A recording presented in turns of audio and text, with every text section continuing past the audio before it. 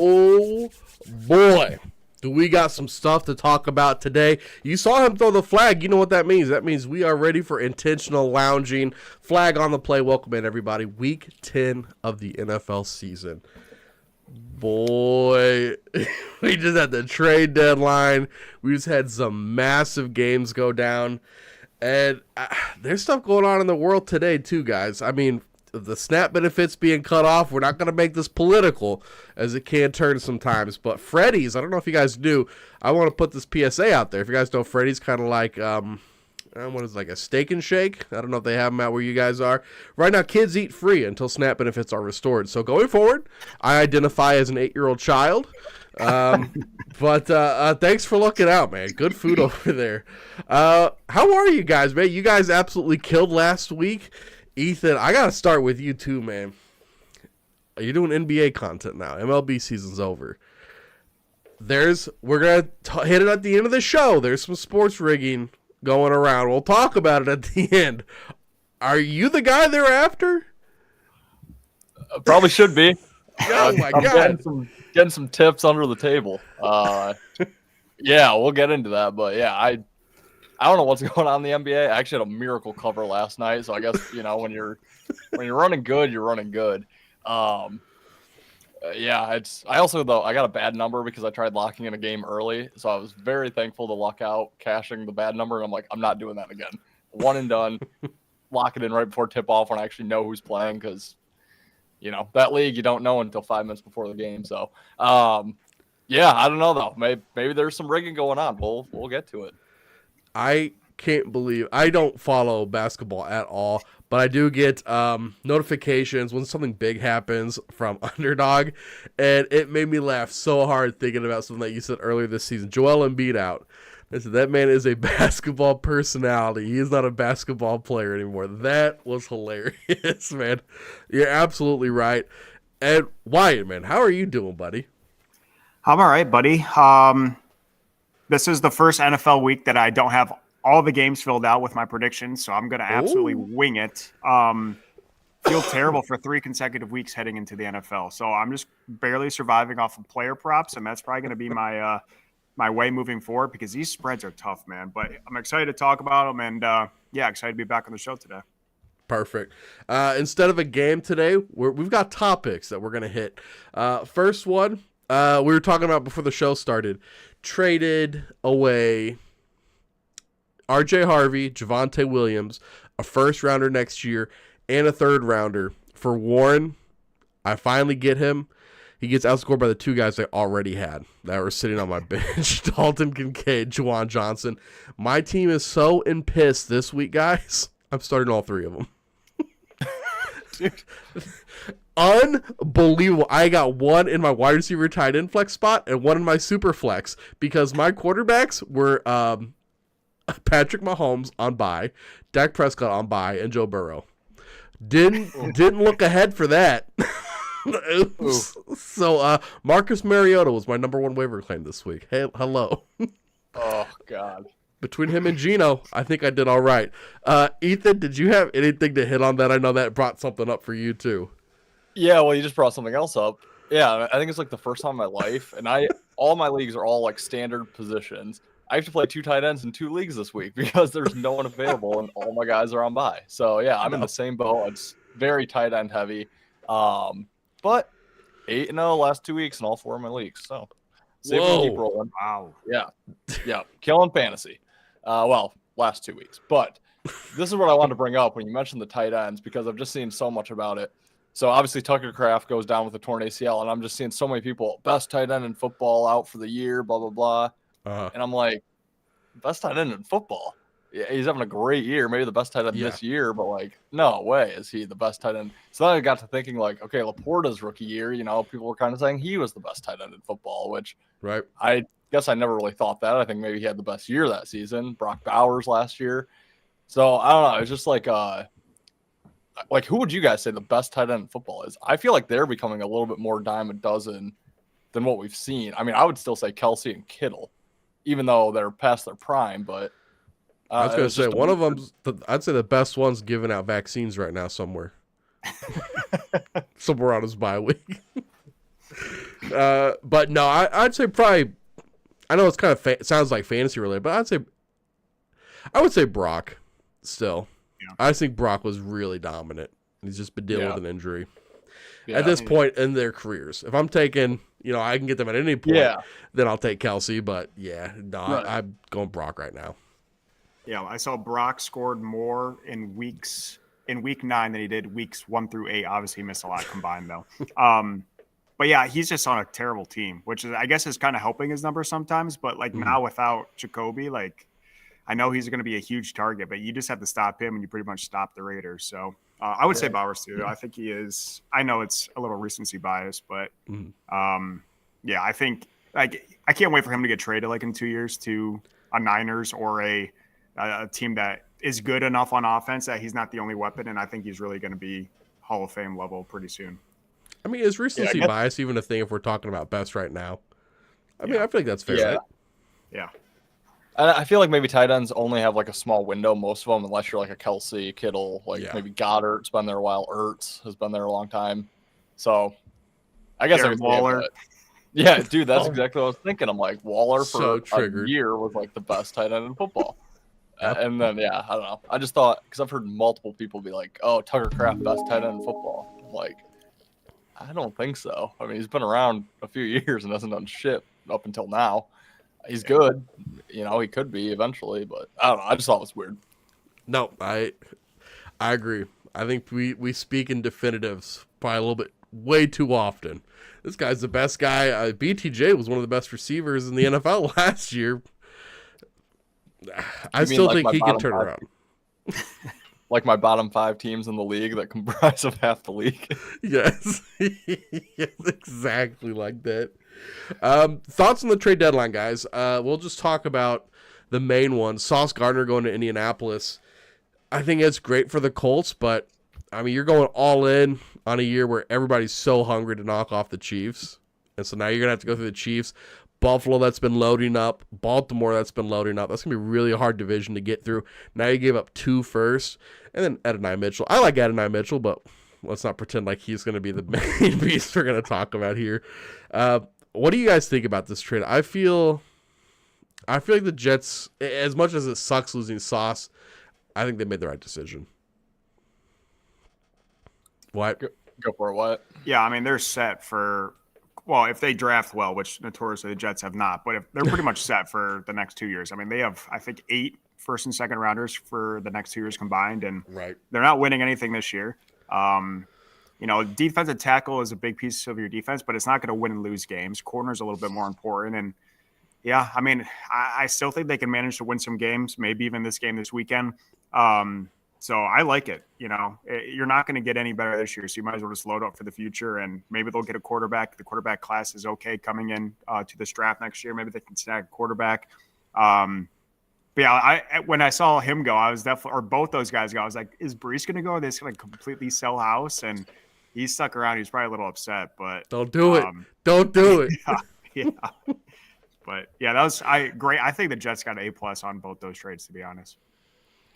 Dude, I agree. And I think the worst move the Jets made was not getting rid of Brees and not getting rid of like Garrett Wilson. I think at this point you just got to clean house and you get those picks and you tank the year. The issue with football and where we're moving is we're not letting guys do that. Where Aaron Glenn is going to get fired if he doesn't win another game this year. Right. Where I think we need to allow guys like 3 years to let me draft a little bit, let me develop, let me see what I can do. But yeah, I think the Colts made the worst move of the trade deadline. Getting Sauce, I think it was horrible because you have to win now. I saw someone compare them to the Vikings last year, and I think it's a great comparison, or maybe Washington last year. You're flat. You haven't been anything to note since Andrew Luck. You have one decent year, not really being that good of teams, and now you sell your future for a corner that's not even that good. Dealing with injuries this year. Yeah, and like you said, I mean, yeah, you're still going up against Kansas City. You're still going up against Buffalo. You're still going up against, I think, Baltimore. I'll still add them in there. And then if you even get to the Super Bowl, you still have Detroit, Philly, maybe Green Bay. It's like you're not a top 8 team, I don't think. So And you face those I guys thought it was after Super Bowl. beating the Chargers or the in-division Texans, you know? Yeah. Yeah. I didn't like it. Any other trades you guys wanted to hit on? Yeah, so I kept a couple guys on my fantasy teams that I haven't been able to start, but I was thinking after trade deadline, maybe they would get into a good position. And now I'm stuck with two guys that I think I'm just going to cut. I have Rashid Shaheed, who just got traded Yeah. to the Seahawks, but now he's Yeah. behind JSN, and I don't know how that dynamic's going to go. And then I have Jacoby Myers, who I was praying was going to get traded to the Patriots, who I have Drake May, could nicely pair him with Jacoby. Not like he's a great start, but I'll be okay with playing him in a flex a week or two.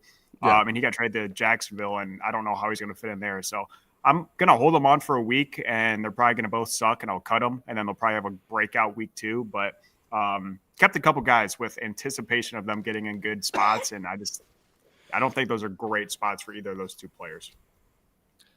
I actually love Shaheed. I think he'll fit in well there. We can officially bury Cooper Kupp forever in fantasy. Yeah. He'll never be relevant ever again with that trade. I like Shaheed. I think he's still going to be the boomer bust guy, but I think it's something that Seattle could benefit from. Yeah, I agree. Jacoby is, I don't know. Yeah. They haven't really had a receiver that, I don't know. They all just feel the same, hit or miss down there. So, I mean, at least they didn't pay him Christian Kirk money. That's a good point. You know, Rashid Shaheed's kind of a weird name. It's hard to spell. I think it starts like, is it MVS? Something along those lines. Yeah, and then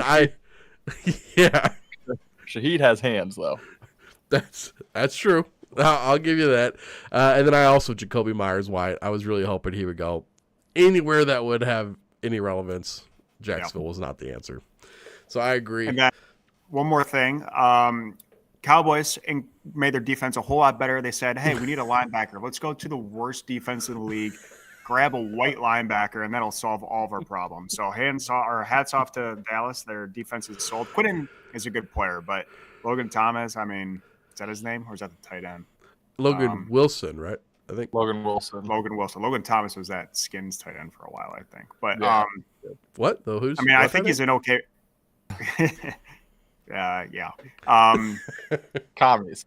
I think he was their captain on the Bengals, but I mean, worst defense in the league, and it's not even close. And you go get their middle linebacker. So yeah, I don't know. We'll see. No, they're not that bad. They just barely lost to Chicago. Yeah, gave was up a close 500 game. yards. Yeah. I hope this doesn't offend anybody, but the best thing for the Cowboys is Jerry Jones needs to die. I'm not even kidding. Dude, swallow your pride and realize that you're not winning every. What are we doing? What are we doing? It's been what, 27 years? I mean, what are we?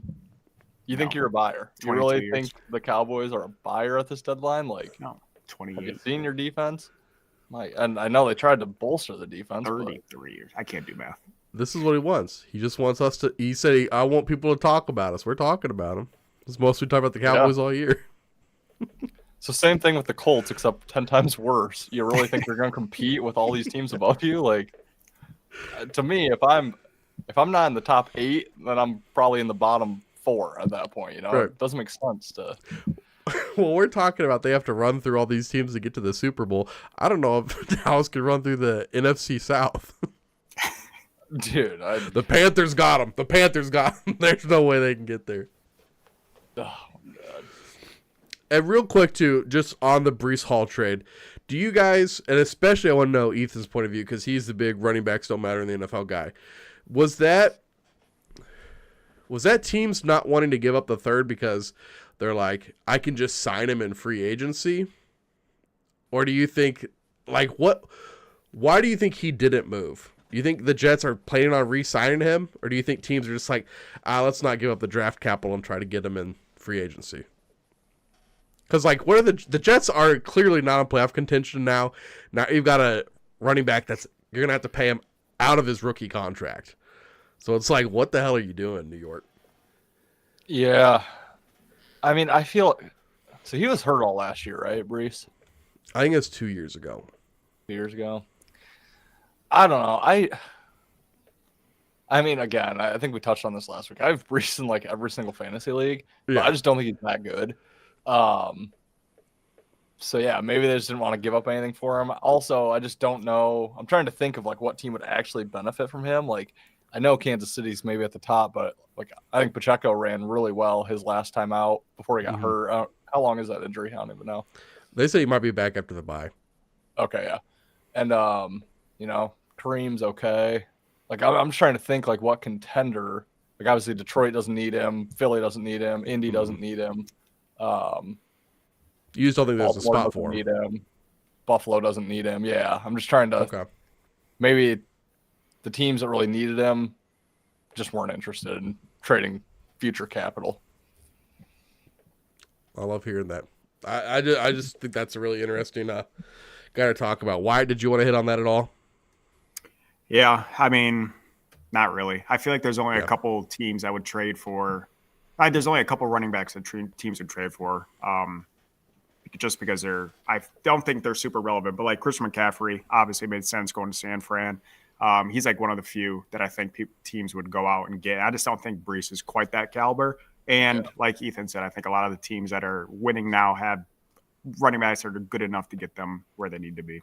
Yeah, absolutely. And if you guys are watching, please drop a what's up or something in the comments. Love to hear from you guys. Join in the conversation at any point. Let's get into these games, huh? Let's talk about Thursday night football. We have the Las Vegas Raiders heading to Denver to face the Broncos. Broncos 9.5-point home favorites. Over/under set at 42.5. Ethan, I'll let you start. Who do you think is going to be the winner out in Mile High? Well, I think the winner is going to be the Broncos, but do I think they're going to win by double digits? I'm going to lean that they're not. I'm going to have a slight lean on the Raiders here. But I don't love it. Raiders are such a hard team to back right now. And, now they get rid of Jacoby Myers. Yeah, it's just tough. I mean, they looked better against the Jags. Probably should have won that game outright. Basically on Brock Bowers' back. Didn't get it done. Lost in overtime. I believe they were the ones that went for 2, or the Jags went for 2. Can't remember how that worked, but lost by a point. Yeah, now they do have to travel short week. So you don't love that, but I just don't really trust the Broncos to really blow teams out. I mean, they did against the Cowboys, just talking about them. The worst defense in football, where if you're not keeping up, if Dallas isn't keeping up against, Denver, then Denver's probably going to blow them out. But, they blow out the Bengals, another terrible defense. Those are the 2 worst defenses in the league. Other than that, they beat Philly by 4, Jets by 2, Giants by 1, Texans by 3. So they're just not getting a ton of separation unless it's against those awful defenses. Yeah, Raiders don't have great defense either, but I think it's enough to keep within the number. And then just kind of the last thing, Broncos do have the Chiefs on deck, so obviously if they have any time to prep for that game, they're definitely going to be doing that. So slight lean on the Raiders and the under, kind of like the under. Yeah, you pretty much hit all my talking points there. I'm on the Raiders as well. The problem is, like you said, Denver seems a little inconsistent. They play teams close or they blow out teams. And that's kind of the same way with the Raiders. Either they're in the game or they're not even close. They have losses 20-9 to the Chargers, 40-6 to the Colts, 31-0 to the Chiefs, 40-6 to the Colts. Did I already say that one? So it just seems like both these teams, and I feel like we're going to realize right away if this is going to be a close game or if it's going to be a Broncos blow. I'm going to hope that it's a close game. You got Brock Bowers back. You got Trey Tucker, who I think is a viable wide receiver 1. Well, not really, but he's quick as hell. So maybe he can get past Denver without Surtain. And yeah, I'm going to lean that the Raiders keep it close. And if they keep it close, you might as well just stake Raiders money line because they might have a shot at the end. Probably not going to get there and get risky because I am worried about like a 31-0 Denver win, but I'm going to lay it that the Raiders keep it semi competitive and cover the spread. Ooh, is it 9.5 now? 9.5. Jesus. Okay. That's not great, but yeah, I'll still lean the Raiders to keep it close. My grandma, she passed away. This one passed away a couple months ago. She did not remember me at all towards the end. And I'm worried that what's his name? The head coach of Vegas. Pete Carroll. I'm worried Pete Carroll might be getting there. Not forgetting my name. I think he might be forgetting some football, guys. This whole AFC West is filled with old coaches. They looked better coming out of a bye against Jacksonville. The jury's still out on Jacksonville. I am on Denver in this one. I think they're going to blow the doors off the Raiders. Geno's looked terrible. They looked okay with Brock Bowers back, but man, I'm really concerned. This Raiders team is bad. They got Max Crosby. They shipped out Jacoby Myers, which once again doesn't move the needle for me very much at all. But you're telling me that Geno was that bad? And I'm a Geno guy, too. I'm the Geno guy on the show, and I'm saying that he's just played really bad this year. Denver's defense has played very good. That's the reason that the Denver Broncos have such a good record, is because their defense is bailing them out of bad situations. And I think we saw that just again last week against Houston. So, man, they're able to beat Houston by 3. I think they can beat the Raiders by 40. This is just a really bad matchup. So I will go Denver at home, getting a very decisive divisional win here. Let's head to Berlin. I don't have a good German accent. I was going to try to do one. I was like, man, how do I do it? That's just going to sound too Belgium. The Atlanta Falcons head to Indianapolis to face the Colts. Colts are 6.5-point home favorites. Over-under set at 48.5. Guys, Colts, is this a bet-on game for them coming off a embarrassing loss to Pittsburgh? Wyatt, what do you think? Yeah, I'm having the same problem in college football that I am in the NFL. All these teams that I am just waiting for them to lose all lost last week, and now I don't know what to do with them. I was heavy on the Steelers on Sunday, and Steelers went outright. Luckily, had both the spread and the money line outright on the Steelers. Just waiting for the Colts to lose, just because I think they're fraudulent. Having the same situation in a couple college football games this week. So I don't know. I still don't think the Colts are good. I know the Falcons are really struggling right now. They are, what are they, on a 3-game losing streak, and Bijan has looked like ass. He's been killing our fantasy team after starting great. So both these teams, I'm really struggling with this game. I'm going to lean the Falcons. I think it's just still too many points. I really wish I'm happy the Colts lost last week, but for preparation for this game, I kind of wish they won. Then I'll be really high on Atlanta. But yeah, I'm going to keep Indiana being very mid, very semi-fraudulent, and hopefully Atlanta finally bounces back. I think Atlanta's a lot better than the 3-5 record that they have. So I think it's a little too many points. I'll take the Falcons on the spread, but don't love it at all. Yeah, I hate this week because I love this week. A lot of games I love. I'm trying to be selective, but I love the card this week, but this is not one of them. This is the easiest pass for me. But I'm going to lean with the Falcons with Wyatt as well. I think the Falcons think they won the Super Bowl maybe against Buffalo back in week 6 because they just haven't showed up since then. No. But maybe what they need is to get out of the country. I think I said it about the Jets. They went and covered that game. I think maybe the Falcons just need to get out of the country. So, you know, I just think it is too many points here as well. Obviously, I've talked my talk on the Steelers, so if the Colts got beat by the Steelers, I can't possibly be back in the Colts this week. But yeah, still just think the Colts a little too overvalued. But at the end of the day, this goes one of two ways. Falcons are in it all the way, have a shot to win this one outright, or the Colts blow them out. It depends on what Falcons team we're going to get. If you can figure that out, you're better than I am, because I have no idea. So slight lean with the Falcons getting the points, but no play for me. Let's do a history lesson. Let's see what the Germanic flag looks like. Yes, folks, you're right. That is red, white, and black. The same colors of the Atlanta Falcons. I'm with these guys. It has been written in history. Give me the Falcons, the plus 6.5. Maybe the Falcons win it outright. Plus, it's going to be so easy to hop on the Colts. Oh, man, this is a bounce-back game for them. Even the people that don't believe in bounce-back games are probably going to be saying that. And they just got sauce. Oh, my God, he's going to lock down Drake London. This game's going to be terrible. This is going to be the Falcons plus the 6.5. I can't agree with you guys anymore. So on the next game, New England Patriots at Tampa Bay Buccaneers. Buccaneers 2.5-point home favorites. Over-under set at 48.5. Guys, with this one, I think this was actually the toughest one for me to decide. And I still don't know how much I like it. I took New England plus 2.5. I think a lot of people are going to be looking at Tampa Bay coming off of the bye. New England's just been playing really good. They've been playing really good. I know Tampa Bay's getting some of their guys back. They might have Bucky, even though he wasn't practicing today. I'm right now leaning towards New England unless you guys are able to push me off of it. Ethan, what do you think? I actually kind of love Tampa in this spot. Okay. I don't love that they're off the bye. However, I don't think they necessarily went in with momentum. They lost to the Lions and then beat the Saints. So, beating the Saints, I don't think that's going in 2-year bye week with momentum.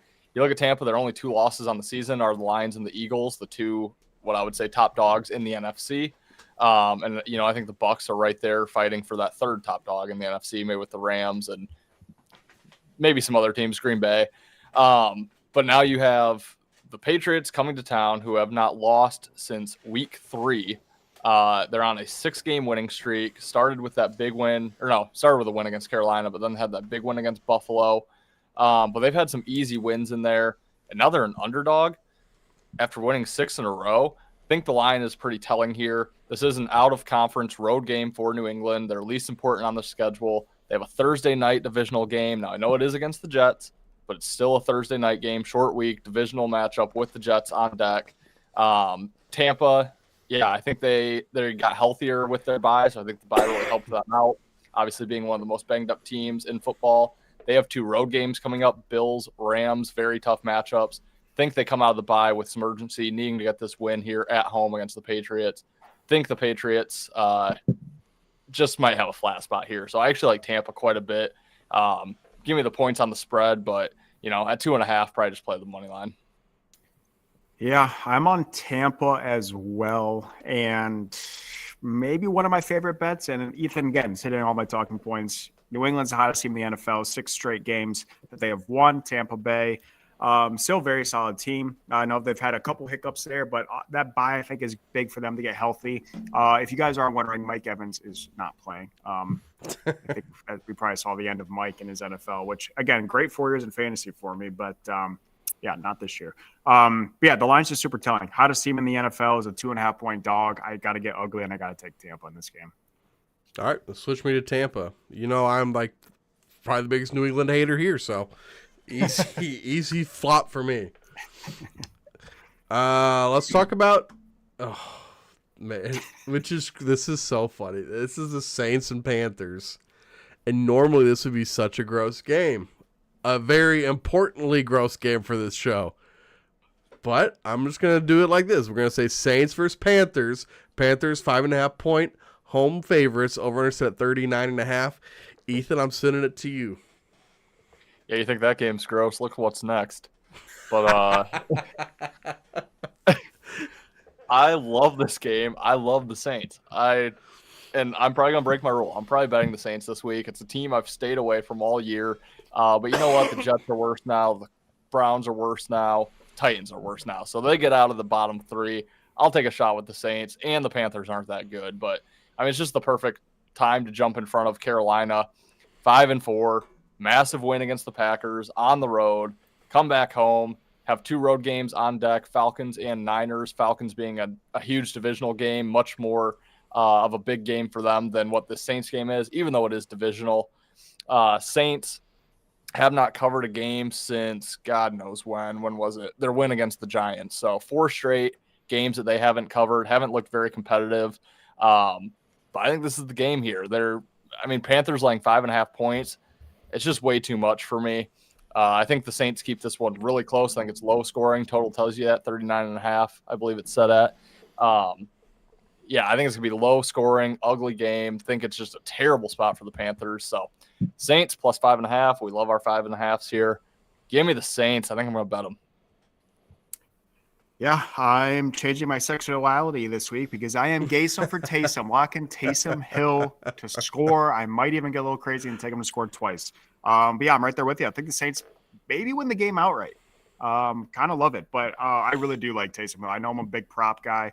I've made some money this year on just crazy props and a couple good parlays, and I absolutely love Taysom Hill to score. You get Rashid Shaheed gone. I don't even know who's starting out quarterback. I'm hoping it's – actually, I don't really care who it is. They both suck. Honestly, to start Taysom at QB, that would be the ideal situation. But both quarterbacks are absolutely terrible. So I definitely could see some wildcat, if you want to call it, with Taysom on the goal line. If not, he's wide open for either a run or a catch or a screen, either tight end or fullback, or even in the slot. So if you really want to prop bet, Taysom Hill. Last I checked, he was like plus 400 on DraftKings. But I think the Saints are live dogs to win this game outright. Love fading Carolina off a huge win last week. Now against a terrible, terrible Saints team. Give me Saints. I'll take them easily at the plus 5.5. And scratch that off. Tampa Bay be my favorite play. The Saints are my favorite play so far. And probably the weekend. You guys remember the last time that Carolina was favored by 5 or more points? Oh, no. Super Bowl? Cam year? Newton. Yeah. This is December 2019. Oh, God. Who are they playing? We were Probably saying, what's Detroit at that COVID? time. Yeah. So I'm right there with you guys. I'm on New Orleans here too. I was on New Orleans to at least cover last week against LA. Didn't happen. I said Kamara was my DFS play. Wow, that was brutal. But no, I think absolutely the Saints can do this. Big letdown spot for the Panthers. So let's just keep riding with New Orleans there. I'll say one more thing. They had another big win this year. Carolina did that 30-0 thromping of the Falcons. Came out the next week 13-42 loss to the Patriots. So Saints aren't the Patriots, but yeah, give me the Saints. Yeah, absolutely, man. Man, I like that. Also, is there a world? Because I had to pick up a quarterback this week, and I almost thought, could Shuck do it? Could he ball this week? Guys, could he ball this week, though? No. Now, Taysom's going to be starting in the third. That game's got 13-10 written all over it. Come on, guys. Where are the bags? Who dat? Whatever they say. All right, let's run this next game, man. The Giants head to Chicago to face the Bears. Bears 4.5-point home favorites. Over-under set at 46.5. Hey, those Bears look red hot, Wyatt. Red hot against those Cincinnati Bengals. Yeah, I was saying last week that the Bears should not be favored against anyone, let alone on the road. Was almost right for about 58 minutes and 15 seconds of that game. But yeah, great win from the Bears. But is it they allowed Flacco to have 450 passing yards? So that's absurd. That shouldn't happen in the NFL. Maybe in college football, but even in college football, that's crazy. NFL, you're paying your secondary millions of dollars, and you let up 450 yards to a 45-year-old. That's absolutely insane. Anyways, yeah, I'm just going to continue on this because Chicago lucked out. Thank you, Colson Loveland, for scoring again, though I appreciate it. Yeah, 3.5 points. Again, I don't think Chicago should be favored, really. I know it's the Giants, but I still kind of like the Giants. I know Scadaboo, that's a huge thing for them. Tracy was a bad pickup on the waiver wire. Should have picked up Singleton, but they both kind of suck. Great tight end that no one's really talking about. Theo Johnson's having a great year.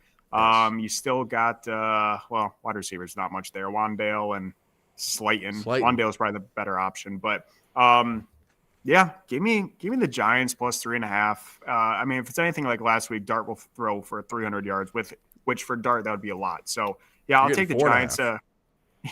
4.5 now. 4.5 now. Don't like that line movement. These are all written down this morning, so that kind of sucks. But yeah, I mean, again, I don't think Chicago's good, and they don't really beat up on teams either. So I think that the Giants can stay competitive. We've seen them stay competitive in multiple games with much better opponents than the Bears. So yeah, give me the Giants. Hopefully they keep it close. Yeah, this is going to be a recurring theme throughout the show. Caleb Williams has looked really good twice this year. Dallas, Cincinnati. I mean, come on. Like, I could look good out there against Dallas and Cincinnati. So, yeah, am I impressed that they put up 47? Not at all. Not at all on Cincinnati. I mean, I'm kicking myself for not taking Cincinnati's opponent team total over every single game because that's just money in the bank. But, yeah, I would have to take the Giants here. Don't think Chicago should be laying this big of a number. They're off, the emotional game last week. It was a crazy win. Now they have the Vikings on deck on the road, the team that they lost their opener to this season, divisional game, obviously. And the Giants, they've struggled, lost 3 in a row. But yeah, I just think there's some urgency here for the Giants. Last week, I thought they'd show up better without Cam Scatterboo, but I think maybe it's better that they've had a week beyond that. So yeah, I think I hate this game. I'm not going to bet it, but I just think it's too many points to be laying with the Bears. I'm just still not bought into the Bears, even though they somehow have the same record as Detroit. But yeah, give me the Giants. Yeah, I'm on the Giants too. Here. I just think Williams. I really like Williams. I think that he could be a decent quarterback, but he is really. I really like Williams. He's kind of my guy. I dressed up from his Halloween. The local glory hole. Can they do prop bets for what color his nail polish will be? Kalshi. We'll just have to ask the Angel Reese, same nail salon. Oh, really? That was a rumor. I don't know if that was true or not, but probably. Get the Better and Green boosted pack. You get Caleb Williams nail color, over under 4.5 bricks by Angel Reese, and over a half touchdown or interception from Tua. Over 12.5 me bounds by Angel Reese. Yeah, there you go. Yeah, I'm with you guys here. New York Giants, you guys covered it pretty good. I'm going to move on if you guys are ready. Yep. Yes. Jacksonville. Let's not talk about that one. There's some bad ones this week. Jacksonville Jaguars head to Houston to face the Texans. Texans 1.5 point home dogs, over under set at 37.5. Can you want to bet two teams less? That is the real question here. Ethan, what do you think here, dude? 37.5, and it still might be under. I think the viewers are thinking, Saints Panthers wasn't the puking mouth. Okay. Well, that's because we have Giants Bears. That's not it either. Oh, Jags Texans. Oh, yeah. Not it. Whoa! What a gross slate. But this one's probably gonna be the lean that doesn't make the card. I'm gonna have, I think, my biggest card for a Sunday that I've had all year. Texans are probably not gonna make it, but they're my strongest lean. Plus the 1.5. I'm just not a believer in Jacksonville. They have the emotional, crazy win in Vegas last week. Now they have another road game to the Texans, a team they've already beat earlier in the season. Chargers on deck, which I don't think is necessarily a look-ahead spot, but, they've had a little history with that crazy playoff game. It's a more competitive AFC team as we sit right now than Houston is. And then I just really like the spot for Houston playing their third home game in a row here off the tough loss to the Broncos, obviously with CJ Stroud getting decapitated, RIP. And now Davis Mills comes in. But now Mills is going to have a full week of prep. They're going to, have him ready to go against the Jags. They have the Titans on deck. Absolutely no look-ahead spot for the Texans here. So, and Texans defense at home is just very, very, very good this year. So, yeah, I like the Texans. I think their defense keeps them in it. I think the game plan for Mills will be fine. And I'm just not that bought into the Jags. I think it's a bad spot. So I'll take the Texans. And, yeah, that's probably the lean that misses the card this week. Yeah, CJ Stroud got hit so hard in the head that he can read now. It's crazy. Absolutely insane. Yeah, you give me Houston's defense against T-Law. I can't back T-Law in that scenario. He's struggling against the Raiders. He's looked terrible this year in multiple instances. And, yeah, I think that, again, if you're into props, T-Law to throw a pick, I think that's a pretty good option there for you if you want to throw it into a little parlay. So, yeah, I'm just going to take Houston based off their defense. I do like if Mills is playing, which it probably looks like he is. I like that because I think people are eager to jump off of Houston here, and maybe the Jags with Jacoby Myers are going to go. I don't even know what Jags fans, if they exist, what their expectations are, but maybe so win their conference. I don't know, which is not saying anything. Well, they're not. Yeah, never mind. Yeah, I'm betting solely on the Houston's defense. I'm not betting on Houston, just their defense. So hopefully their offense can put up more than whatever the Jags' 3 field goals are. Hey, man, clap it up for Davis Mills putting his neck on the line out there, huh? It's a tough task for him. Props to that guy. CJ Stroud just really fucks with Halloween. Want to be the headless horseman for another couple weeks. But yeah, I'm on Houston here with you guys. What concerns me, and really I would avoid this game like the plague, is that Houston offensive line is so bad. And if Jacksonville can get any pressure on Mills, what's this game going to look like? 37.5. Can we get to 7.5? Well, you say no touchdown games, Wyatt. This actually could be one of those, man. 3-6. It would the over. So, yeah, I'll go Houston with you guys, but I don't like that one bit. Last one. Before halftime, we do have a game today. I didn't take all the games away from you guys. We have the Buffalo Bills at the Miami Dolphins. Dolphins 9.5-point home dogs. Over-under set at 50.5. We already picked this game once this year, boys, and we were all correct because it was a Thursday night football game. Bills, I believe, were 14-point favorites, if I can remember correctly. I believe it was double digits. Now we're getting 9.5.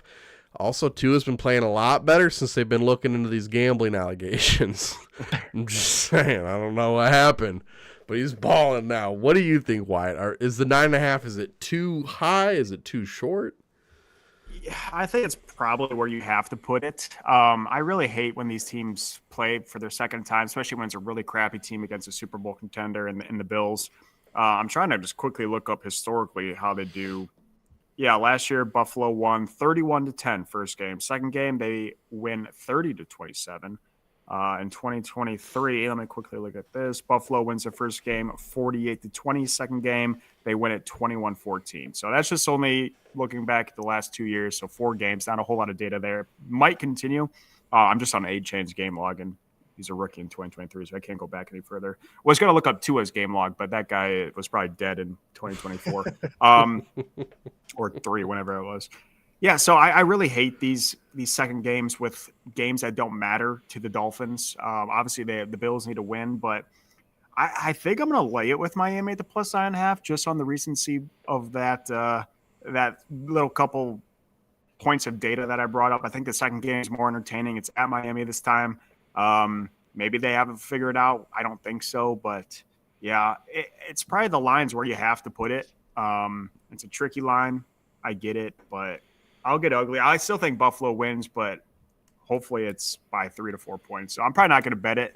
Like I said, I can't keep repeating myself, but I really hate betting second matchups of the year. So yeah, give me Miami on the spread. Don't love it whatsoever. Yeah, I'll keep this one short. I hate this game. I lean Miami on the spread. Buffalo off the emotional win against Kansas City, obviously their biggest game on their schedule. Do they show up? Maybe they go to Miami and feel like they're partying, celebrating that win last week. I don't know what to make out of this game. Their rushing defenses look better, Buffalo, after the bye. I still think Miami can rush on them, though, a little bit here. I have nothing on this game. It's a easy pass. I guess the last thing I'll say is maybe Dolphins team total over. Yeah. I love why it's like, is this a game Miami cares about? Probably not. Miami hasn't cared about a game since 1985, but no. Yeah. They're not making changes. McDaniel's still there. Plus 9.5. Man, listen, I'm on Miami with you guys. And people are talking about how good that Buffalo defense looked last week. Can I just say pump the brakes? Can I say pause? We'll get to that a little bit more later, but I wouldn't hype Buffalo up as much as I think a lot of the people on the internet I'm seeing are hyping Buffalo up. Also, we just had that game, the Giants versus the Eagles. When they went back-to-back, they played each other twice within a 3-week span. Went one way really far. The Giants blew them out the first time and then come back. Eagles blew them out the next time.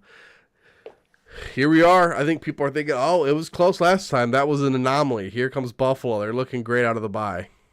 Yeah. This is a bad letdown spot. Spot. Give me Miami. I will quick say, do you think they're keeping McDaniel there as punishment? Like, we're actually not letting you go. We're gonna He hold only- you here. He only has Capri, so he can only go south for his coaching job, so or indoor stadium. So the options Hope are Tampa's hiring. Yeah, exactly. Say McDaniels traded to the Jets for a 7th round pick consideration. They already have a guy who wears capris up there. They're fine. Exactly. Put them together, bro. Good God. Who's All right, next? hey. Caleb? Hey, Caleb looks sick in a Jets jersey, dude. Let's get to halftime here.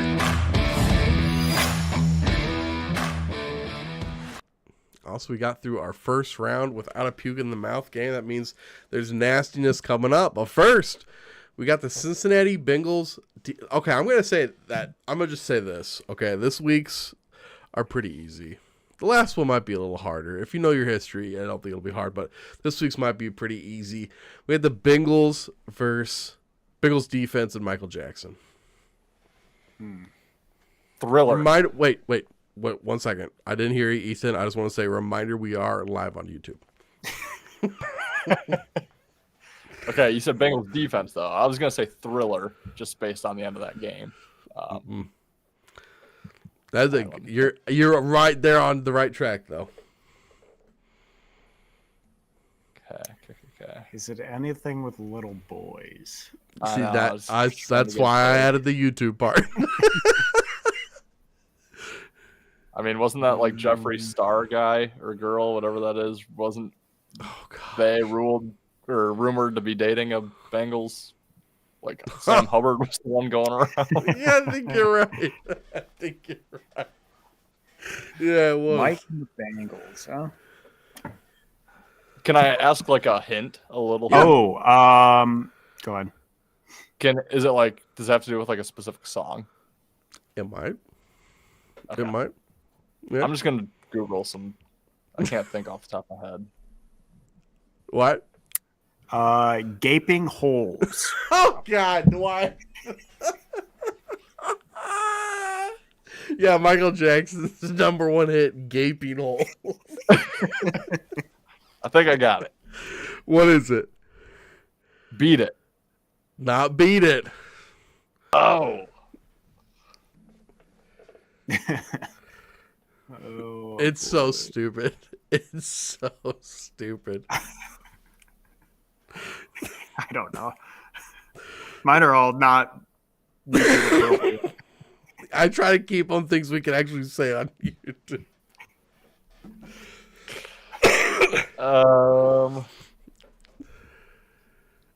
I know he wasn't quite the musical talent that he was when we were growing up, but Let missed other on Wyatt. teams run train on them. that's partly correct. Yeah. Let little gay boys run. No, hey. Man, are we still live? Are we still live? Get dominated by boys with painted nails. No. I think I have to be done. Guys, it's because they're bad. They're bad. Oh, Come on now. that makes a lot more sense. Because they're bad. I think I'm just overthinking it. I think just overthinking Yeah. it. My brain was just not even on that wavelength. I told you, a little easier today. All right, we got the Chiefs every single regular season.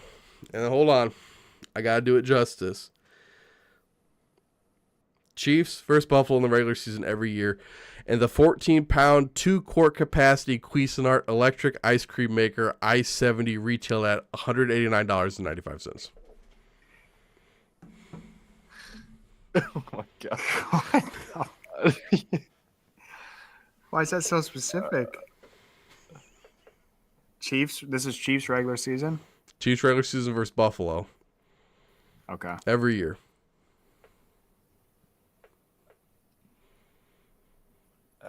I know most of these are the week that we just had. This is every year. useless in the cold. No. Chiefs every. Can you repeat the? Yeah. Of course I can. Of course I Give it to me a can. little slower here. To make sure I get the model right. A little slower. Oh. Yeah, All I might right, be so- thinking wrong model number. On the left, we've got the Chiefs versus Buffalo in the regular season. And on the right, we've got the 14-pound, 2-quart capacity Cuisinart electric ice cream maker, Ice 70, retailed at $189.95.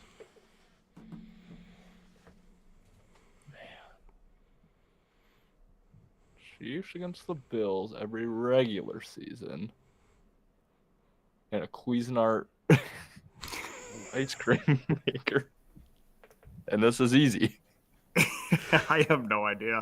I don't even think I'm even close. Guys, I can't hold it in anymore. It's fucking vanilla. It's fucking vanilla every year, dude. It's always fucking vanilla.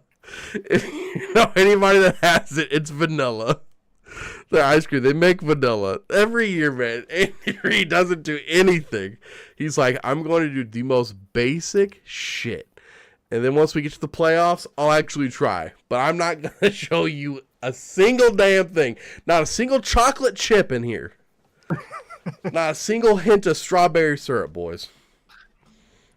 I will say, as someone whose fantasy teams are comprised of like 30% Bills and Chiefs, I was kind of hoping for overtime. I'm Didn't sure. get there with some vanilla play calls. There we go. There we go. Last one. This is the hardest one. This is the New York Jets versus Roanoke. Versus what? Roanoke. Roanoke. The colony of Roanoke. That disappeared. No one know where they went. Wyatt got it. See, he knows. Where'd they all go? Where is everybody? Where'd they all go? Ain't nobody here. Brees walked into the facility today and brought a rope with him. I saw a tweet that was like, now official, Brees Hall ruled out with depression on Sunday. You see all of his tweets? I thought those are kind of funny. Yeah. Oh, dear. Hilarious. They were kind of scripted. Oh. I was like, does this mean he's going? Yeah, we'll get into the Jets. I love that I shit, think. man. I hope not.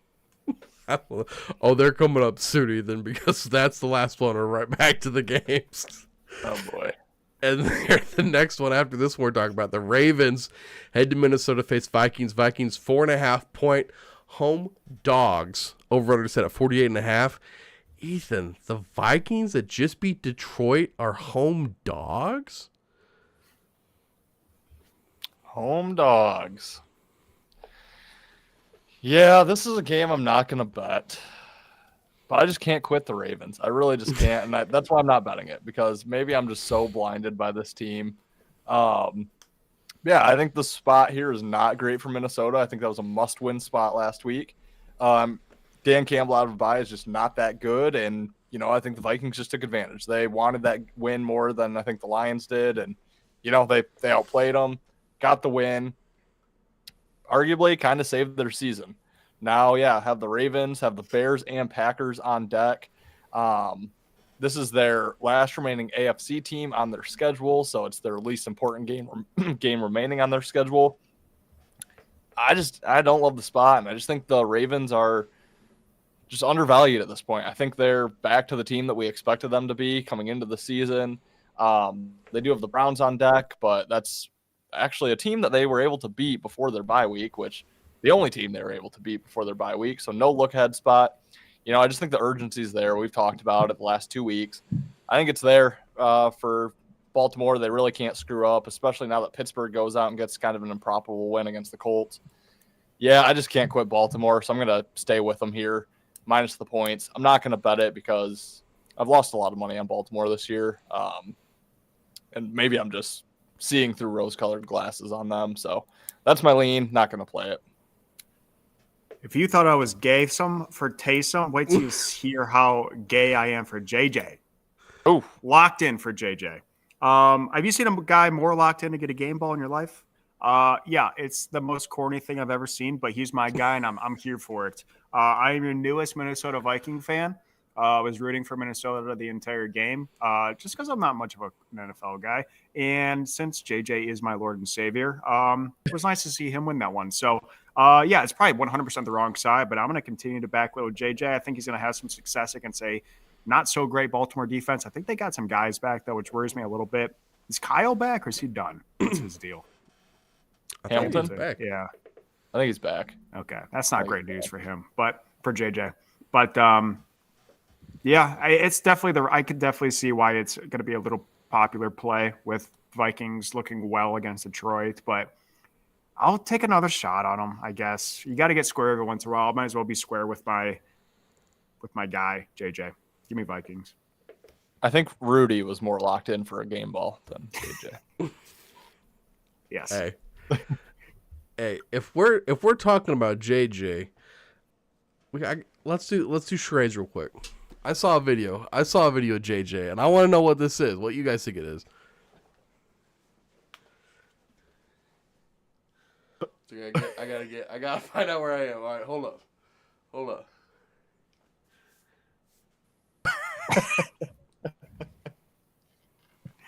Injecting the heroin. veins, baby. Veins. Oh. Injecting a heroin. That guy's terrible, Wyatt. I'm sorry. There's no way, man. I'm taking Baltimore here. He's fine against Detroit. Is Detroit frauds? I don't know. Some are saying he can only play in Michigan. I don't know. That's true. Oh. God damn, is that a good point? Yeah.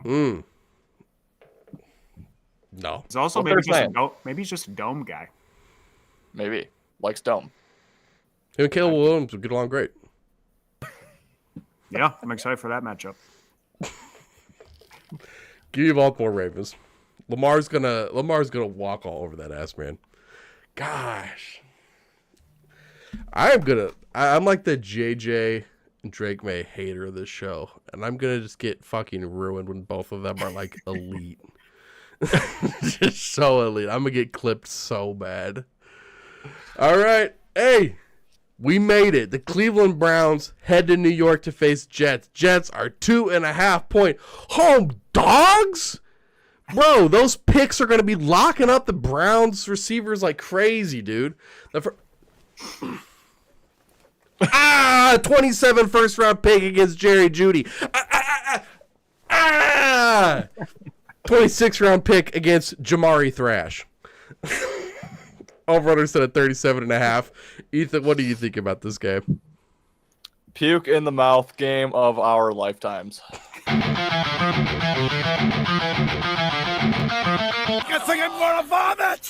I feel like that's not enough. That's not enough for this game. Is anyone going to watch this game? Is it even televised? This might be on like the CW if you're lucky. It won't be on Red Zone. Yeah, no, it won't. Opening kickoff might be, and after that. You know what? I am going to lean the Jets. I know Wyatt has a good angle here, but I'm not going to steal that from him since he sent it in our chat earlier. I'm going to lean the Jets for the graphic. Only reason, yeah, they got rid of everybody. Who in their right mind is going to play the Jets this week? You know, to me, it's next man up. These guys now are getting a chance to play, show what they can do. The guys that have sat behind Sauce, sat behind Williams, and you still have your offensive pieces. I don't want to be laying points with Cleveland on the road, so lean Jets, but probably won't even know what the final of this game was until we're filming next week and someone tells me. So. Oh, but unfortunately, I have a ton of fantasy players in that game. So. Your team's 8-0 in the last 2 weeks? Dude, Quinshawn, Judkins, and Brees Hall, I think I have like in 3 or 4 leagues apiece, so it's not good. And I have Fannin and Brown's defense. Yeah, it's just not good. I was going to say, you have multiple players from these teams. How many guys are there? One of my teams. He's in a 42-man league. Jamari Thrash, dog. I have like 3 Browns and 4 Cardinals on one team. I'm like, what was I thinking with this? That's where I'm at. Oh. Out of respect for this game, I have decided not to flush my toilet until Sunday for the toilet bowl. We're cleaning the toilet on Sunday when this game kicks off, giving it one good flush. The This game is so bad. I mean, what are we doing here?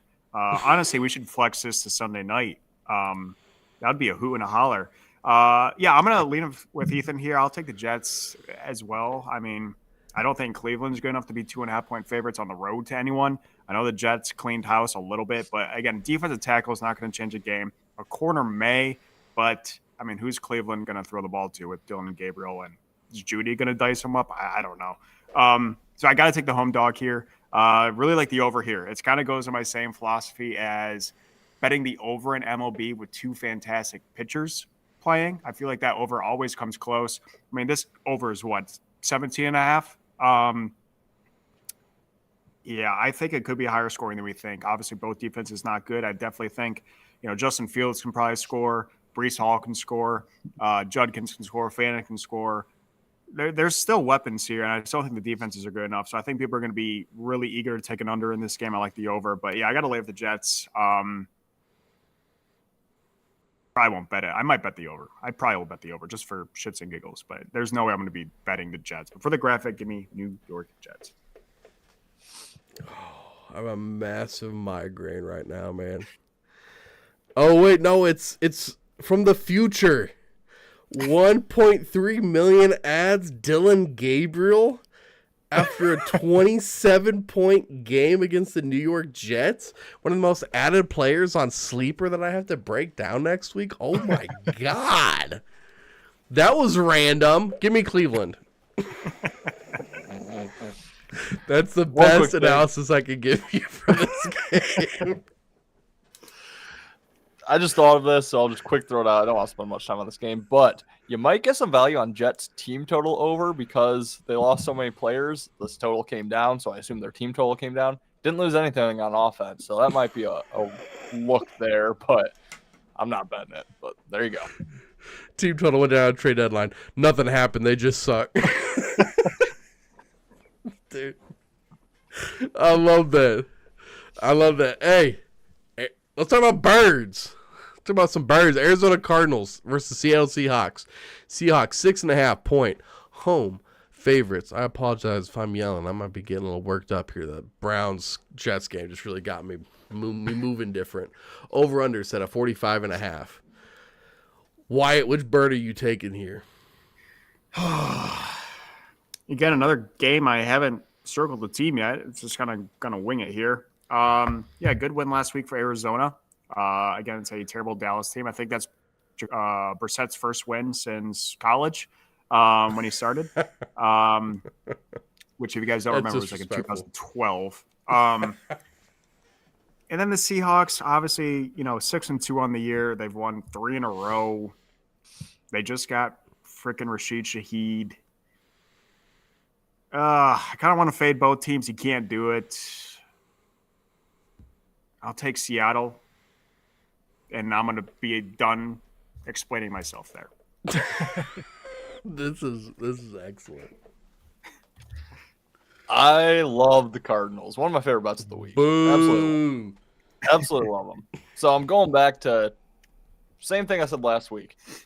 Now, after their 10-point win, this team is 3-5 with a +9 scoring differential. They have more points scored than given up, and they're somehow 3-5. It was just a terrible stretch for them. I have a 8.5 win total ticket over on this team, and I don't think it's dead yet. I think they can get there. I think they beat Seattle this week. Yep. Just a quick question. Are you saying that they were coming up short with Kyler Murray? Yes. That is exactly what I'm saying. Okay. Actually, yeah. That's a perfect plug-in. Kyler Murray sucks so much ass. Jacoby is so much better. So, yeah, it's like – and then they go throw him on IR, like, we're going to let your foot heal. No, you suck. You're getting benched, buddy. That's what's happening. Go play COD. You're done. A's might want you, though. A's have a nice future, so maybe they'll play for them. But, yeah, I love the Cards in this spot. The Seahawks are as high as they'll be off a blowout win, Sunday Night Football. That game was over before it started. I had Washington, and I went to bed like 5 minutes into the first quarter when it was 21-0. Yeah. So, I mean, they're just flying as high as possible. They already beat Arizona in Arizona, so I always love that angle when the second one is at the home of the team that won the first matchup. they think, oh, we already beat them in Arizona. We can definitely go beat them at our home. Yeah, 6.5 here. I just think it's the very peak. Give me the Cardinals. Give me the Cards on the outright. I think they win this game. Like them a lot. Think it's just I like the Seahawks. I do think they're a very good team. Just think you're buying high on Seattle right now. Also, they have the Rams on deck on the road, which is a more important divisional game for them. I'm with Wyatt here. I just think Darnold, he's just been cooking, man. This Seattle team has been really good. Arizona did miraculously find a way to lock down JSN for almost the entirety of that game last time they played. I don't know if people remember that. And then JSN kind of exploded in the fourth and got them where they needed to be. So now they get to go to Seattle. They get an exciting receiver. Once again, I don't think it moves the needle that much for me. Rashid Shaheed. Seattle, giving to me at the -6.5. Don't love it, but man, second loudest stadium in the NFL. Give it to them. There goes my squad ride pick. He said there goes my squad ride. They're both against me. All right, guys. Staying in that same division there. LA Rams head to San Fran to face the Niners. Niners 4.5-point home dogs. Over-under set at 49.5. This is a nasty one. I don't even know what I'm on here. I ended up on the Rams minus the 4.5. This feels like a coin flip to me. San Fran's looking a lot better than I thought they would, but they have had stretches where they've struggled. Rams have looked a lot better. I'm just going to go with the... And once again, Brock Purdy might be playing in this game. Is that a good thing? Is that a bad thing? Probably a bad thing. If you're coming in, it's your first thing against the LA Rams. I don't know. I'm going to be at the Rams here. What do you think, Ethan? Yeah, I hope it's not Purdy because I don't want to have to play this game. But if it is Purdy, I'm probably going to have to play the Rams. Either way, I like the Rams, but I'll keep it relatively short here. The Rams' last loss was the 49ers on that Thursday night game where they were favored by 9.5 points after everyone was ruled out for San Francisco. Lose it in overtime. So, I do think there is some sense of revenge here in this game. Not only that, they're probably right now the better team with all these Niners injuries. And then I feel like just every year these teams split. And I have no record of that. I could be wrong. I just feel like every single year each team wins a game. Now, you're going to have to win by 5 points to cover, but if I think LA is going to win, I'll take them on the spread there. It's not a game I'm really looking to bet, and I hope Brock stays out one more week because I don't want to bet that game, but I feel like I'll have to if he plays. Right. Yeah, got to get ugly here on the Rams. Being that much of a favorite on the road against a really good not really good, historically good divisional team. After losing to them earlier in the season, seems a little fishy to me. And I know these two coaches know each other. They're really good buds, pretty much know each other's philosophies and game plans. And San Fran got the best of them, and they kind of embarrassed them. LA had multiple chances to win that game and just blew it at the end. I don't know what they're doing in the fourth quarter. I don't know what they're doing in OT. They should have won that game. Not easily, but it was pretty easy just to get the win at the end. And they just made some bonehead plays. So I like the Rams on revenge. Again, I think the line is super telling. This was actually 3.5 this morning, like at 10 a.m. when I wrote it down. Now it's at 4.5. So we're already seeing line movement towards the ugly side in the Rams. And I got to side with it. So give me LA. Yeah, not going to feel good about that one, but at least we can all feel bad about it together. Detroit heads to Washington to face Marcus Mariota and the Commanders. Over-under set at 49.5. Commanders 7.5-point home dogs. Wyatt, I'll let you start with the Lions, man. This was 9.5 this morning, so 2 points of line movement there. A little interesting. Don't like it as much, but I'm going to still go with Detroit for 2 reasons. 1, embarrassed against the Vikings, my Vikings. And 2, they lose to the Commanders last year in the playoffs. So a double revenge spot to prove everyone wrong about last week and then to beat the team that knocked them out of the playoffs last year. So I think Detroit's probably going to roll. Don't really know why it's dropped 2 points in favor of Washington. That's definitely concerning. But whenever I think Detroit is going to roll, I just pretty much load up on same game parlay on touchdown scores because when Detroit wins and when Detroit's mad and wins big, everyone scores. It's Laporta, it's Amon-Ra, it's J-Mo, it's Gibbs, it's Montgomery. There's been a couple games it feels like that all 5 of them scored in one game. So I'm going to lean on the revenge spot, the double revenge spot, and I think Detroit's going to have a huge bounce back. Again, that line movement is concerning for me, but I think Detroit probably gets it done pretty easily. Yeah, this won't be beneficial for really anybody, but I'm just going to say it because it's a shameless brag. But I actually locked in my biggest play of the NFL season so far last Tuesday on the Lions -3 in this game. Wow. So I have a just incredible number on here. Liked it a lot more at the 9.5. The issue is now Lions are going to be the most public bet team this week. They already are. They're going to continue to be. Lions moving against them here. Sharps are going to be all over Washington. I just don't agree with it, though. And, typically I do like to agree with the Sharps and not the public, especially when it's going to be the most public play. But I feel like I have the better read on this game maybe than what they do. I just don't like Washington at all in this one.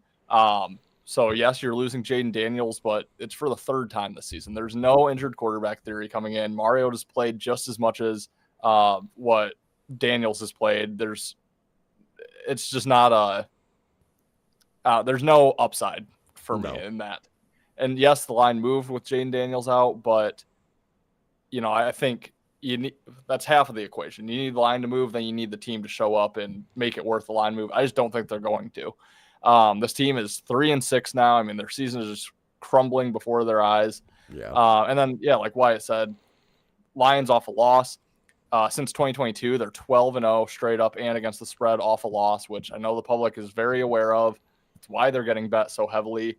But my biggest thing here is I think they were looking ahead to Washington. I've mentioned it multiple times. I thought it was a bad spot for Detroit last week. And then Dan Campbell, when he gets in these revenge games here, he just likes to toy with you. I've been all throughout comments on, Instagram, YouTube, Facebook, whatever, saying that he likes to play with his food is how I look at it. Because I think he just dominates this game. You go back last year, they played Dallas in Dallas after the Dan Skipper didn't report eligible that whole game back in 2023. Just absolutely wiped the floor with Dallas in that game. That was a road game. Then they go San Francisco, the team that knocked them out of the NFC Championship game. That game was closer, 40-34, but still kind of toyed around with them, put up 40. Against Dallas, they put up, I think, 49 maybe, or no, maybe 40 again, somewhere in there. It was 40+. Then this year, Chicago comes into town, week 2, lost to Green Bay because I didn't think that was a great spot. Ben Johnson comes back to Detroit, 52 to whatever it was, 17. He's put up 40+ in all 3 of those games, 2 of which on the road. Yeah, I think, I understand why the Sharps are going to be all over Washington. I disagree with it. I think Campbell just wipes the floor with Washington in this game. So there's nothing there that makes me want to back the Commanders. I would still lay the points with Lions. But feeling really good about the -3. So we'll see how that one comes back and bites me in the ass. But yeah, very long-winded analysis there. I do like the Lions. Man, we got the 2 guys in the Lions hat picking the Lions. Hey, lock down Laporta with that Washington. Oh, shit. There goes Amon-Ra. Lock down Amon-Ra. Hey, no fly zone. No fly. Oh, shit. There goes J-Mo. He's speeding. All right. Hey. Everybody, they're not passing on us. Oh, shit. That's Gibbs and Monty. They just ran into the end zone. Stop it.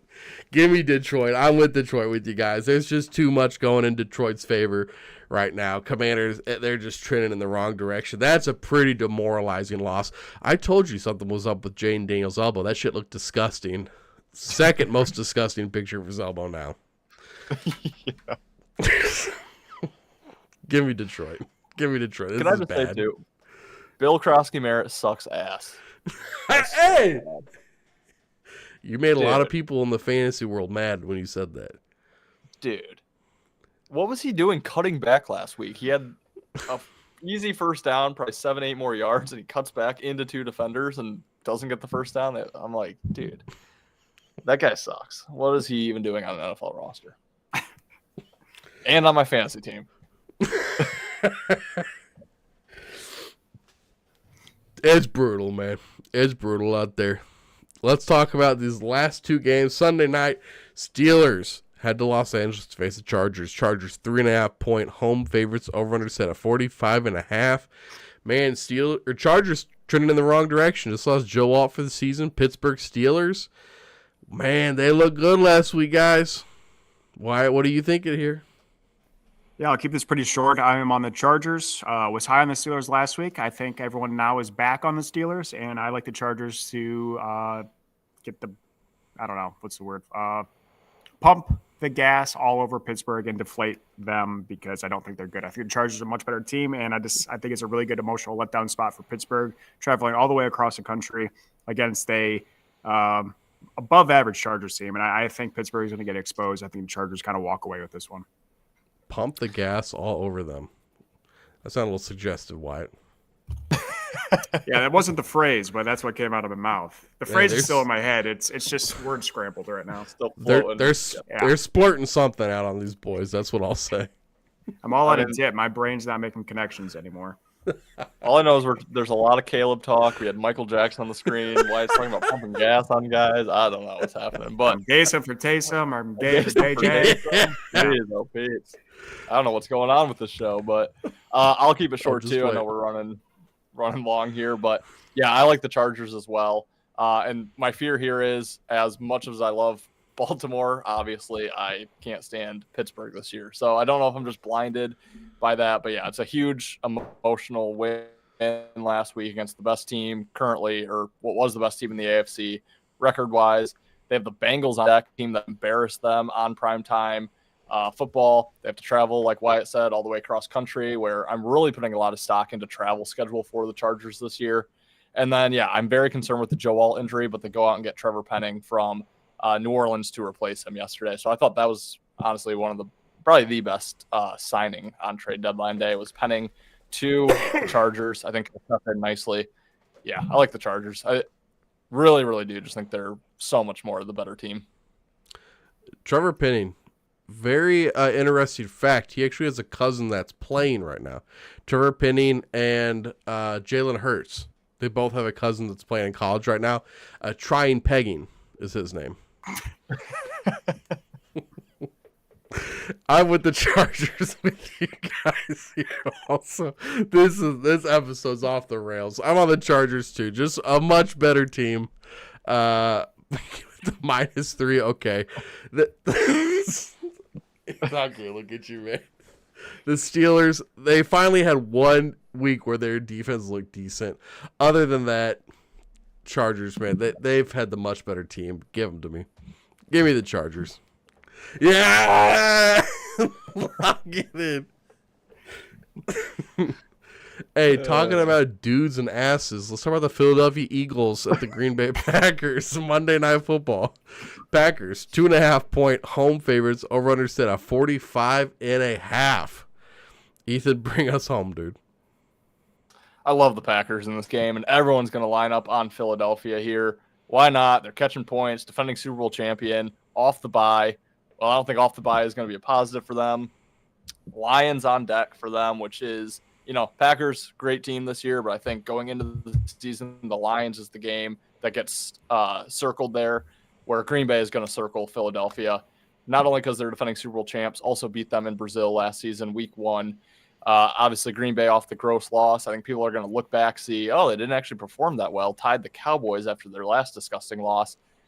I think LaFleur is going to have these guys ready. They're a better team than what they showed. They were in a terrible spot last week, off the Rodgers and Love narrative game with Eagles on deck. Wasn't shocked for Carolina to get the outright win. Think the spot flips here. I like Green Bay quite a bit, and I think Philly's going to be just incredibly public. Yeah, up there with one of the fishiest lines of the week, and you know how much I love those ugly lines, so I got to go Green Bay as well.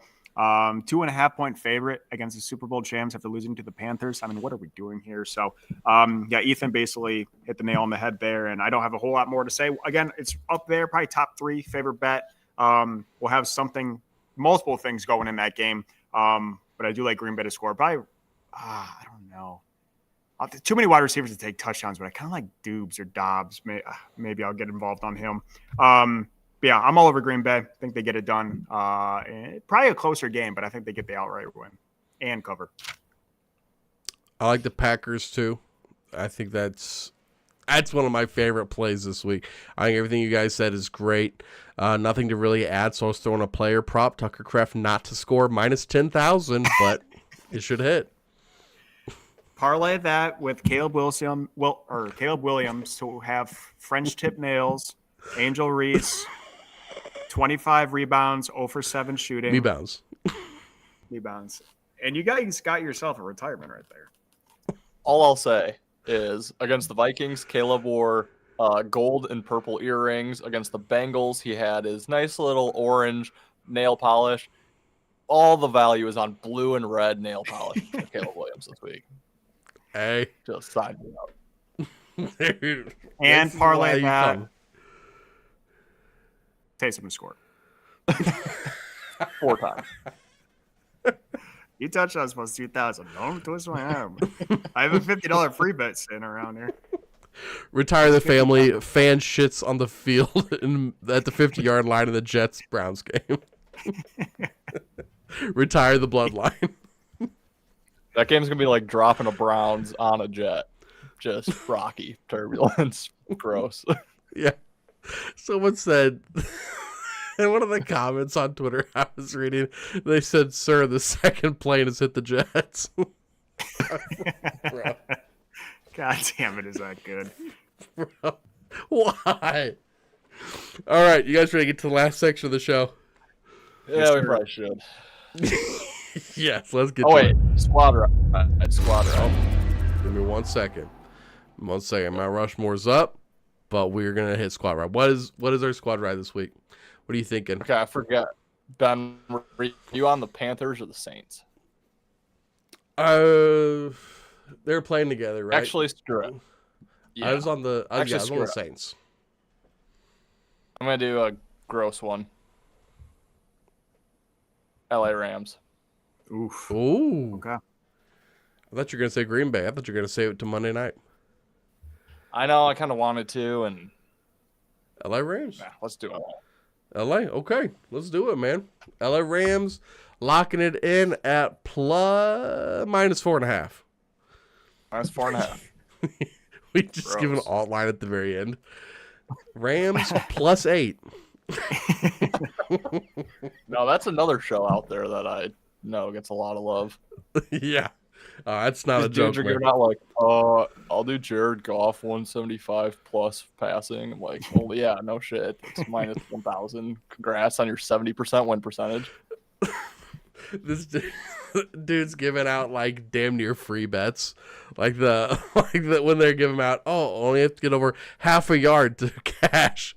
He's like, I got over 50 yards. Josh Allen passing. Josh Allen to take the first snap. Yeah. All right, guys, we are talking about thoughts on the NBA and the UFC betting rigging controversy that's going on right now. I don't know how much you guys have been following. I've definitely been following the UFC side more than NBA. I'm sure you guys have probably been following the NBA closer than I have. What do you guys think about it? And then what do you guys think about the future of betting and if it can be fixed? And how it can be fixed. Whoever wants to start. Yeah, so I'll take it. So yeah, I've heard rumblings of the UFC, but I haven't really looked into any of that. So I'll talk mostly on the NBA side. Basically, I've heard some of the shows I legit concur with what they said. One guy, he's like, these guys, just because they make money doesn't mean they have money.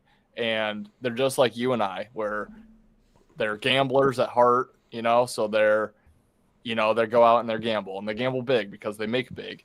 Well, now they've lost, 10 in a row, let's say. But they have the out that, if I just bet on myself, I can actually, guarantee profit. So, it's like if any of us had a chance to bet on ourselves, we'd probably do it. So, I guess that's where I'm at from a perspective of why it's happening.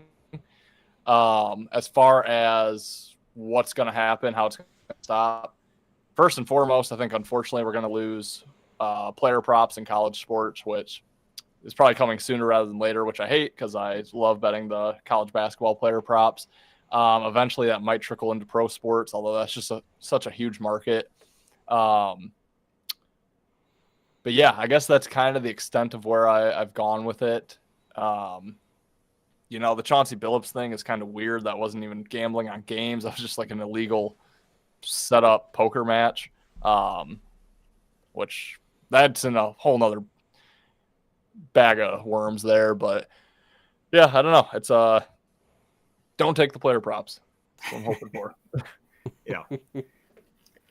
Yeah, I mean, I don't really think there's a way to get rid of it. It's like people who want to get rid of guns because of school shootings. Well, guess what? Now a guy's going to bring in some make or homemade device that's going to explode, or they're going to drive their car, or they're going to have a nut. Like you're stopping one thing, and then they're just going to find a way to do other things. You get rid of sports betting, there's always going to be offshore books. There's always going to be bookies. Bookies are probably more, I guess it's more old school, but like when you think of bookies, you think of guys not paying, get their fingers chopped off. And like, maybe I'm sure that's not like the guys I work with in my book, but like that definitely exists out there. So like gangsters and all these other gangs and mafia, I guess, was involved in the Chauncey stuff, are still going to try to force players to do things. And his players just, it's always going to happen. Players just can't be idiots. And I don't know how Chauncey is trying to do illegal gambling when he has millions of dollars. He's a Hall of Famer. I don't know what he's been doing with all of his money, but it just doesn't make a whole lot of sense. So it's always going to be an issue. I just don't know if there's an answer to it. You just got to hope you kind of fix the stupid out of guys. And maybe if enough guys get caught, then they'll realize, hey, people know when there's slamming the unders of a Merrimack college basketball game on a Tuesday night. Hey, that's probably a red flag. And people, I just don't think they know how easy it is for Vegas to see those flags. So maybe the more the stories that come out will deter people off of it. But yeah, I mean, kind of crazy. I haven't heard a single thing about the UFC, so I'm completely out of that world. I'm interested to hear what's going on over there. Obviously, the Logan Paul fights are all rigged, and Jake Paul fights are all rigged, and I win money on every single time, and I have no idea how they allow that to happen, but every single one of those is rigged. So I'll take the money. Yeah, the fight to go to decision. Yeah, Jake Paul decision. Yep. Tyson's not getting knocked out. He has an ego on him. Okay, that's going to decision, and Jake Paul's going to win. But I'll give you the floor in just a second. But yeah, how was that like plus 200? That was the only way that fight could possibly end. Yeah. You're not having Mike Tyson get knocked out in a legacy fight. You're not having Jake Paul lose. Like there was literally one result that was going to happen. There was Jake Paul by decision. So yeah, I agree. I'll take that free money. And then I guess the last thing I'll say just about the player props. I think what you could do is just every sports book has a limit where it's $500 or whatever. Can't bet more than that on a player prop. Could help, but Ben, take the floor for UFC. Yeah, that's like thank you for me. Same. And the funniest thing about that fight too is that for the longest time they had a like no knockout clause in there. Like you can't. Yeah. Like there's going to be no knockout, and you're like, Yeah. And we took that clause out, and like, okay, it's not on the paper anymore. Got it. And the public just eats that shit up. Tyson by knockout. It's happening. I'm like, have you seen the guy? Get a heart attack. I have. Yeah, exactly. I have. He struggled with a thing of tapioca. He looked like those old guys at the gym walking around after their shower. The funny thing is that the big thing that happened in the UFC is that they said that there were a bunch of dormant accounts and then new accounts that were created this past weekend.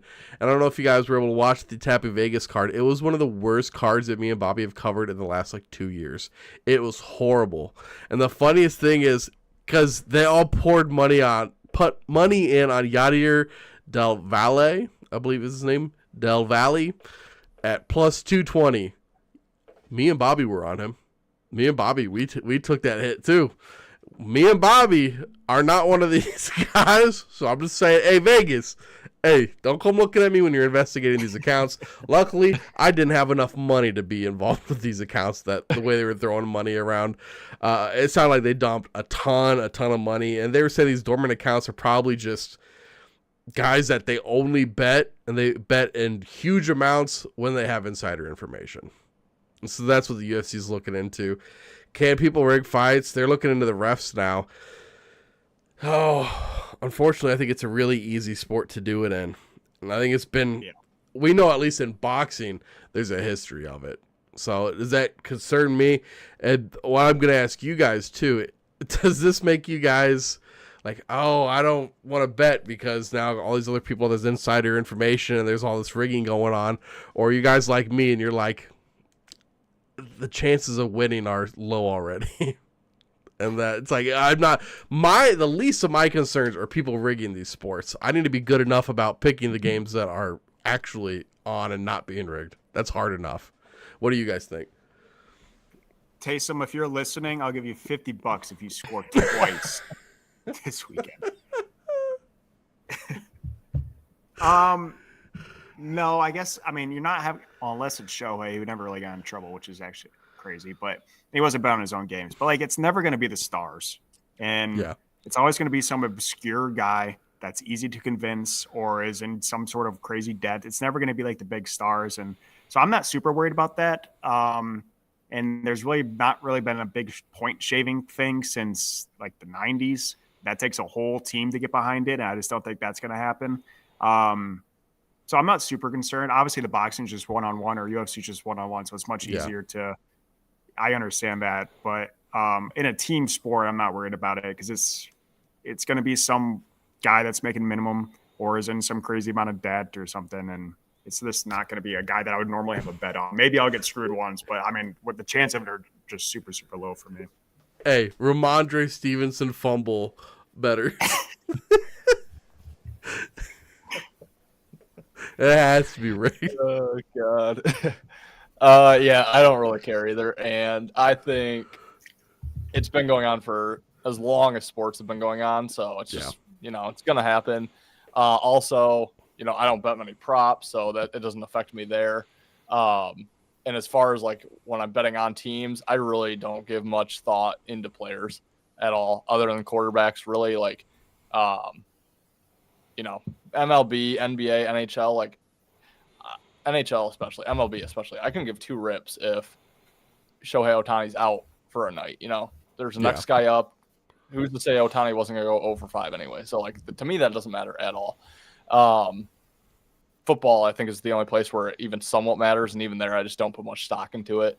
And then also, who's to say you're not going to benefit from it every now and again? Like, Ben, you said you benefited from it this weekend. So, it's not going to, like, I think we just have to open our eyes where it's like, wow, okay, this team hasn't covered 18 straight, or this guy's gone under 18 straight. Then it's like, okay, probably, but that's something I do anyway. If a team's lost 18 in a row, I usually don't like to get on them until they win. So I don't know. You got to be diligent, but I don't think it's ever going to make or break you. Yeah. Or us, at least. I agree. That or if Hofer starting in net, right, Ethan? We learned that with my Blues. Yeah. Guys, anything else before we get out of here today? Come on, Taysom. I love the card. I'm going to have my biggest card, I think. I just love it. Hey, and if you want all of Ethan's plays that he is on, he's making articles right now. Make sure you check him out over on bettergreen.com. Also, I got articles for you guys. Got a DFS one out right now. We'll have DFS for UFC coming out also, along with player props for Underdog article as well. All this is available over on bettergreen.com. Make sure you guys do subscribe so you guys get you got to hit that bell with a notification, but subscribe so we pop up on your guys' timelines so you get every episode, because you don't want to miss right now. Ethan is red hot in basketball. These guys are coming at you very soon with college football, and then I'm right back with Bobby with UFC. So this is not a time, with all the sports going on right now, that you guys want to miss an episode. Make sure you guys subscribe, like this video. We'll see you guys in the next one. Peace, guys. Later, guys. See you guys.